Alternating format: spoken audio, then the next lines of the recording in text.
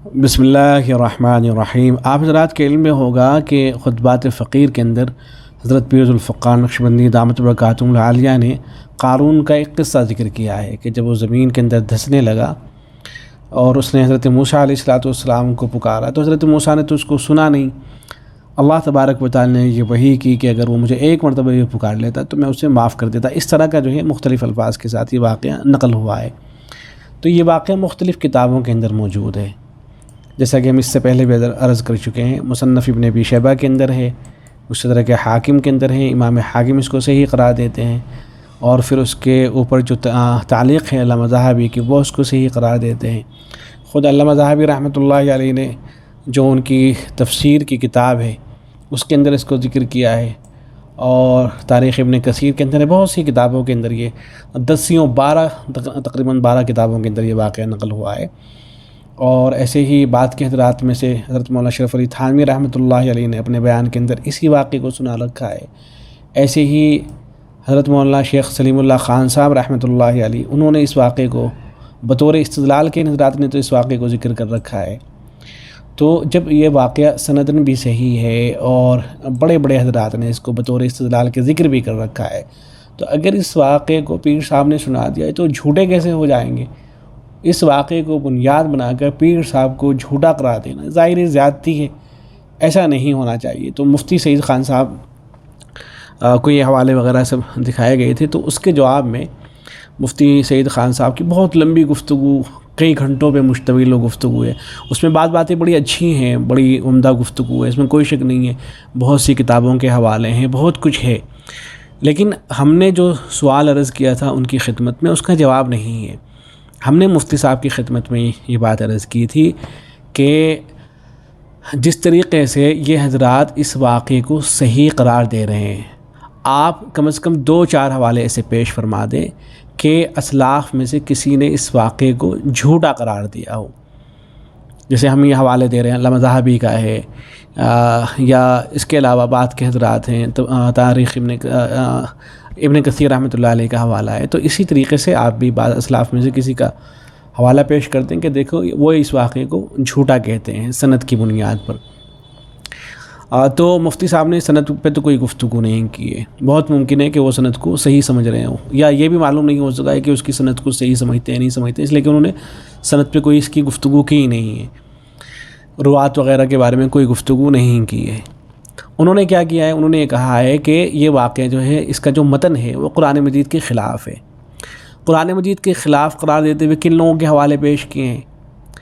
کوئی پاکستان کے غیر مقلد عالم ہیں، ان کا حوالہ پیش کر دیا ہے۔ ایسے ہی ایک عالم ہے شیخ صالح المنجد جو ابھی زندہ ہیں، حیات ہیں، انہوں نے اس واقعے کو قرآن مجید کے خلاف قرار دے رکھا ہے،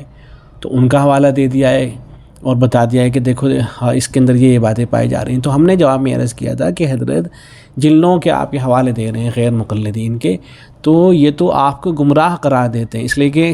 جو حضرات بھی تصوف کے قائل ہیں اور آپ بھی تصوف کے قائل ہیں ظاہر ہے، تو کسی طرح کا بھی تصوف ہو اس کو یہ گمراہی قرار دیتے ہیں، اور ہمارے خود جو بڑے بڑے اکابر ہیں ان کے اوپر گمراہی کا فتویٰ لگاتے ہیں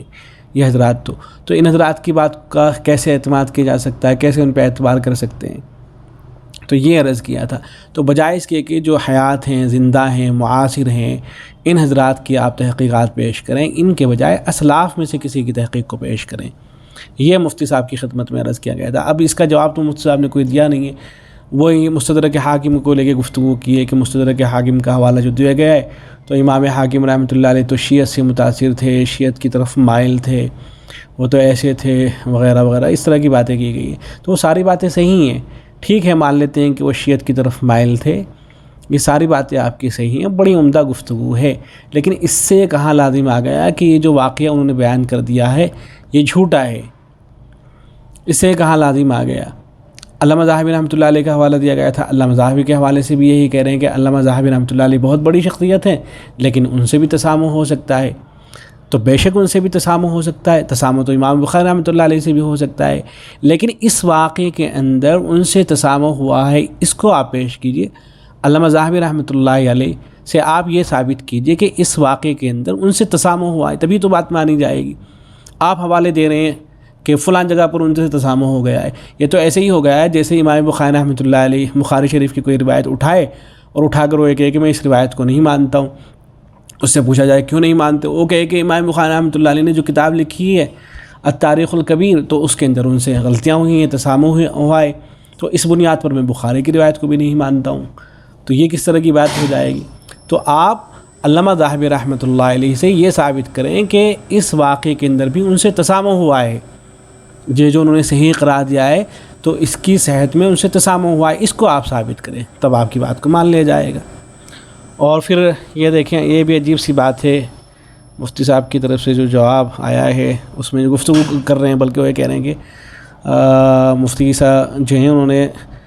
6 مہینے سے جو ہے جواب نہیں دیا ہے، 6 مہینے سے مکمل خاموشی. تو یہ بات بھی، اس واقعے کو چھڑے ہوئے کل 3 مہینے ہوئے ہیں. میں نے مفتی صاحب کا جو ویڈیو آئی تھی اس پہ جو تبصرہ کیا تھا، کل اس کو جو ہے 3 مہینے ہوئے ہیں. اس کے جواب میں نے جو 3 ویڈیو ریکارڈ کرائی تھی ان کو صرف 3 مہینے ہوئے ہیں، اور اس کے بعد آپ نے جواب ریکارڈ کرایا ہے. تو آپ کے جواب جو ریکارڈ ہوا ہے اس کو کل 3 مہینے ہوئے ہیں، تو آپ 6 مہینے سے کہاں سے انتظار کر رہے ہیں اور 6 مہینے سے کہاں سے سکوت ہو گیا؟ تو یہ ہم تو یہی کہیں گے حسن ظن رکھتے ہوئے کہ مفتی صاحب سے جو ہے، چلیے یہ کہہ لیتے ہیں کہ تسامح ہو گیا ہے، جیسے اس واقعے کے بارے میں کہا جا رہا ہے کہ تسامح ہو گیا ہے. یہ کہیں گے کہ مبالغے کے اوپر مبنی گفتگو ہے، مبالغتاً مفتی صاحب نے یہ کہہ دیا کہ 6 مہینے سے مکمل خاموشی چھائی ہوئی ہے. بہرحال